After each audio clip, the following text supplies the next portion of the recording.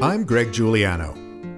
I'm an executive coach, organizational change consultant, and author. I believe leaders have the power to shape the future and change people's lives. I also believe people who challenge the status quo and go beyond usual and ordinary are rare. They're willing to go to the edge and push farther, over and over again. When I find these ultra leaders, I love to talk with them. In each episode, I talk with ultra leaders to learn how they do what they do and how they keep growing as leaders. I promise you a full dose of ultra leadership from other ultra leaders just like you in every conversation. We're at the edge of another episode. Let's jump in. Welcome to another edition of Ultra Leadership. My guest today is Janie Truitt. Janie has been the U.S. Consumer Bank portfolio lead at Barclays. Before that, she was SVP at TD Bank, where she was program delivery exec for real-time payments and strategic card platform. Before that, she was at Citi, where she was the head of the Global Consumer Digital Program Office. Looking at her LinkedIn profile and her experience, she's done a lot of cool stuff at a lot of great places. And I learned that Janie is a builder. She makes stuff happen. She embodies ultra leadership. She meets the status quo and then she brings change. She's got a new mission now, one that will benefit all of us. She wants to evolve healthcare. She has twice traveled the cancer caregiver journey and is personally vested in driving healthcare transformation to improve patient and caregiver experiences and patient outcomes. In her view, healthcare is where banking has been, at the cusp of massive technology-driven transformation. I want to hear her lessons, and I am ready to learn. Welcome, Janie Truitt. Thank you so much. I'm glad to be here. Thank you. So let's start right out of the gate. Let's give our listeners a win. I love to learn what leaders like you are reading and listening to. So what are you recommending to folks now? So I recently discovered a podcast that's hosted by Amy Morin, who's the editor of the Very Well Mind website, and the podcast is also called Very Well Mind. My very firm belief is that we are all better leaders if we also focus on personal leadership. And Amy discusses issues that really all of us kind of face and struggle with, and, discusses them with compelling guests who've written books on topics, et cetera. But, she talks about things that absolutely are applicable to the workplace, like dealing with procrastination and dealing with difficult people. And the thing I love about it is at the end, she kind of wraps up with kind of pulling out of the discussion the strategies that have worked for her guest speaker and helping you kind of understand why those strategies work so that you have very real things to take away and act upon. Awesome. Well, thank you for sharing that. I hadn't heard of that. I'm going to give that podcast a listen. I encourage everybody else to give that podcast a listen. Very Well Mind with Amy Warren. And I love that it brings it back to personal leadership, because when in my work, working with leaders and teams who are driving change, one of the things that we have on repeat is remembering that macro level change requires micro level change, meaning the person needs to change. And I can't change other people. I can only help them want to change. So it always comes back to the leader. How is the leader growing and changing in order to manifest and drive that change? So let's go there next. So, because you're a change leader, and you know that change in our organizations is not a bug in the system. It's a feature now, right? It's all change is just a constant. It's an expectation. Yeah. So what's the biggest lesson that you've learned leading change over the years? So I think, your previous comments are really onto something, because I have been involved with some major heavy duty change initiatives that have spanned countries, that have spanned entire organizations, et cetera. And 9 times out of 10, those fall flat fall flat on their faces, I should say, because leaders forget to recognize that change is scary for people. And that if you don't bring along the people who are charged with executing the change, even if that means executing a culture change within your organization, the initiative will fall flat.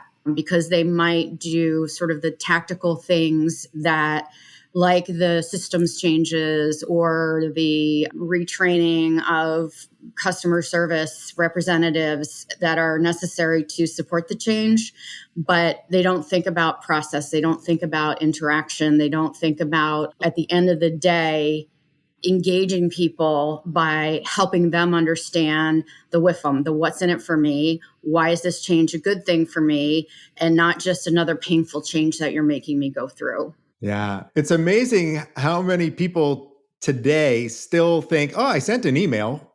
Exactly.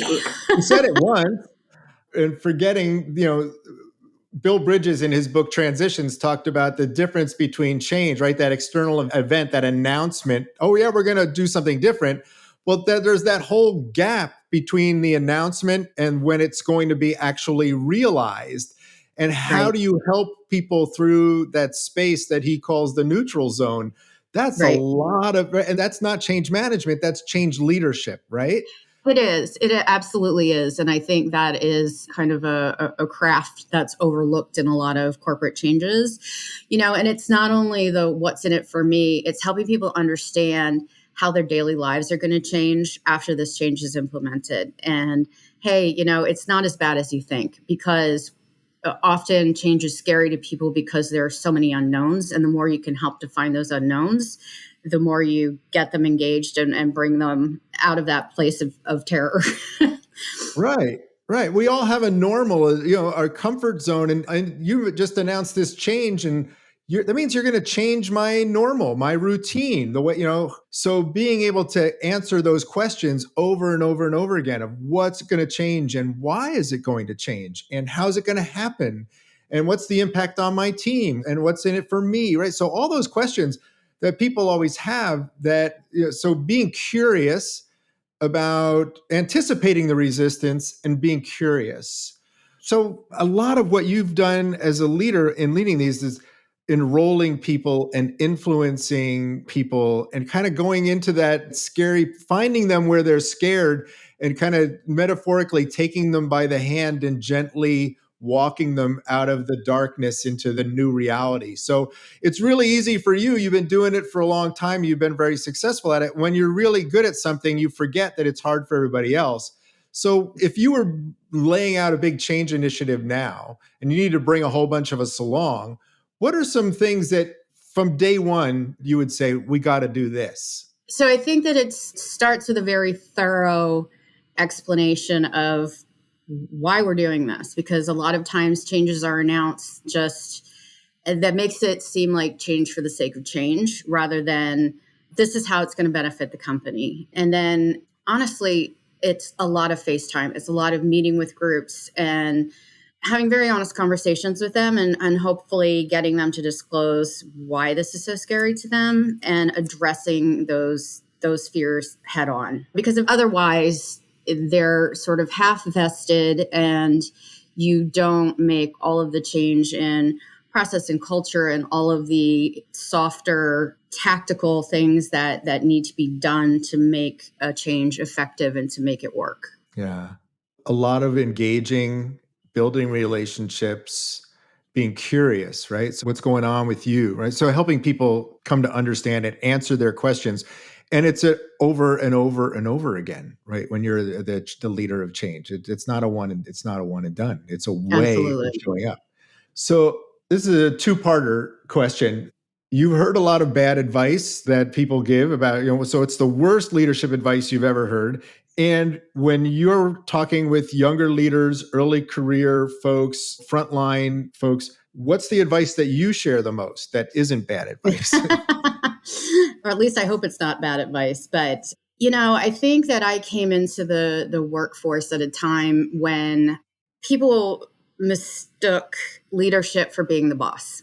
And a lot of them kind of recommended a very authoritarian leadership style. And in my own kind of being on the receiving end of that, I think that's definitely bad advice, because it, instead of creating engagement and enthusiasm for what you're doing, it more often than not creates resentment and disengagement. And personally, I like to give folks enough rope to hang themselves with, to use a bad expression. But I think that to be fully engaged in something, that people need to feel somewhat self-directed and need to kind of set their own itinerary. And I'm not saying that as a leader, you should let them run amok. You definitely should be checking in often, making sure that they're still on track, but also making sure that they're participating in that discussion. And, you kind of repoint them with questions and say,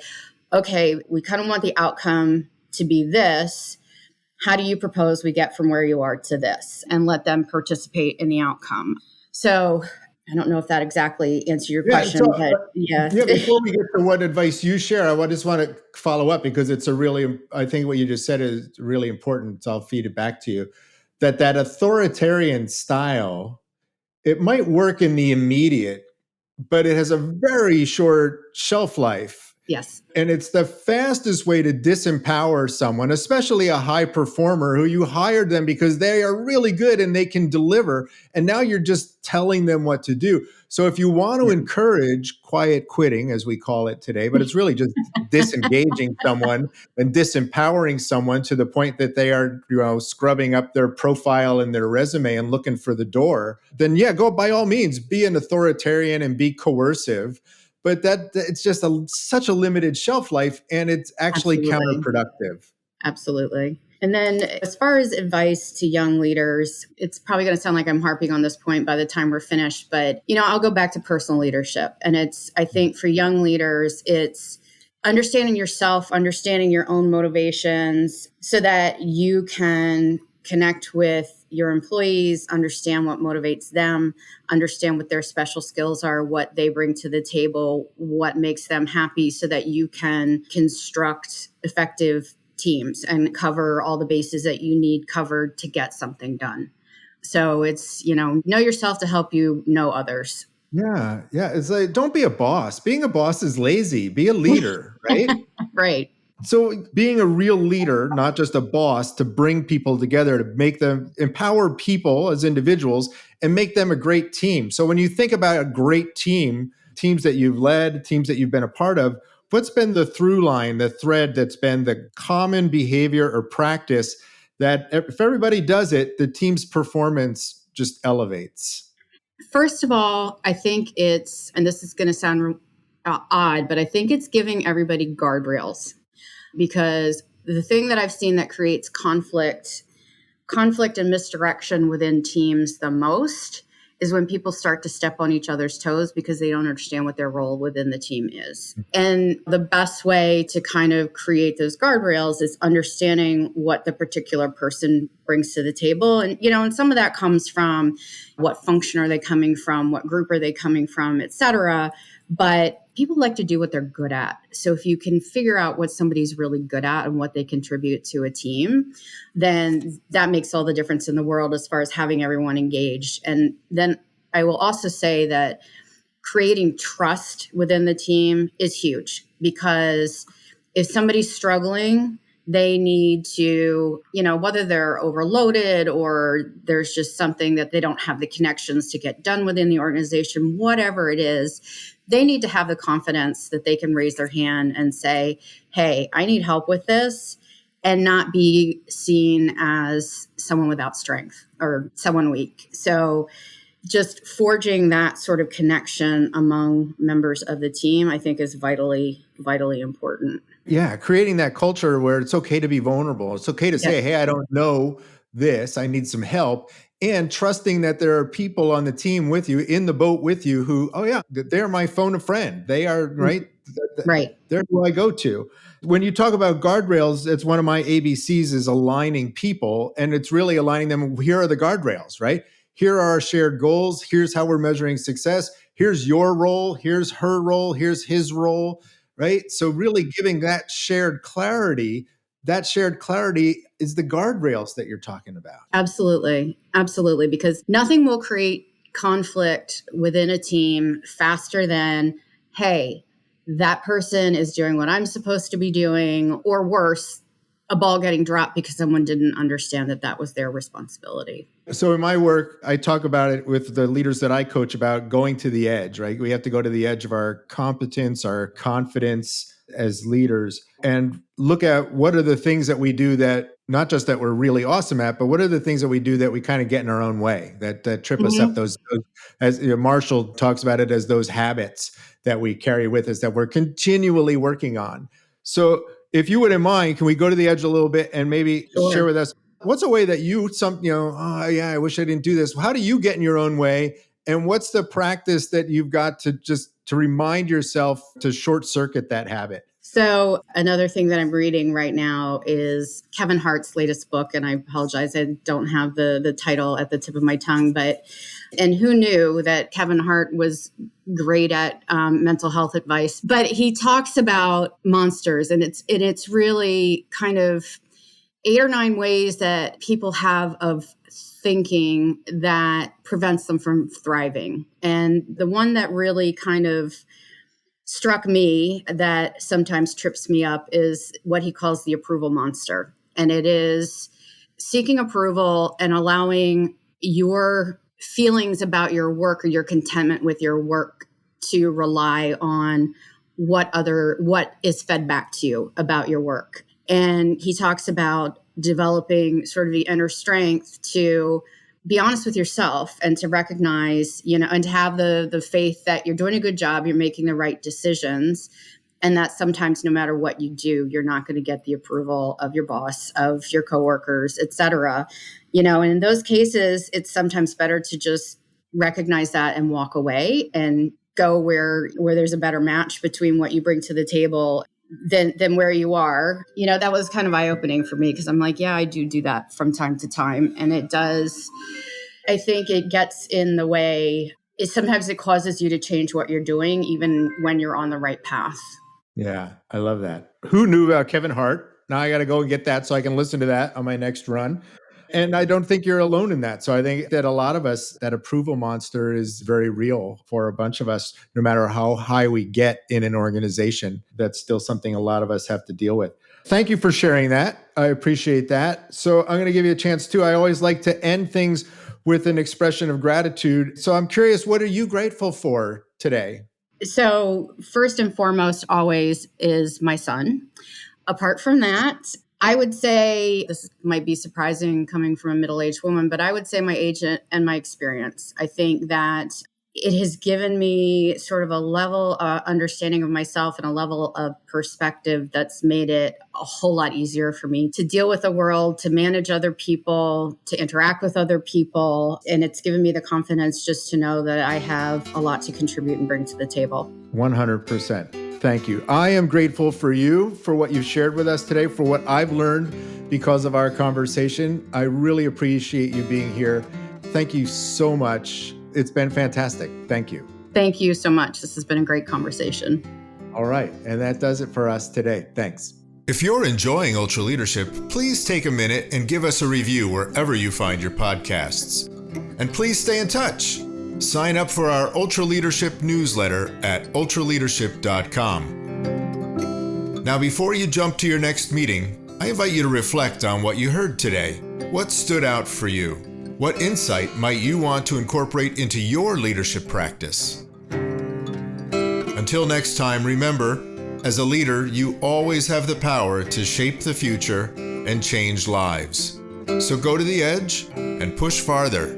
Thanks for listening.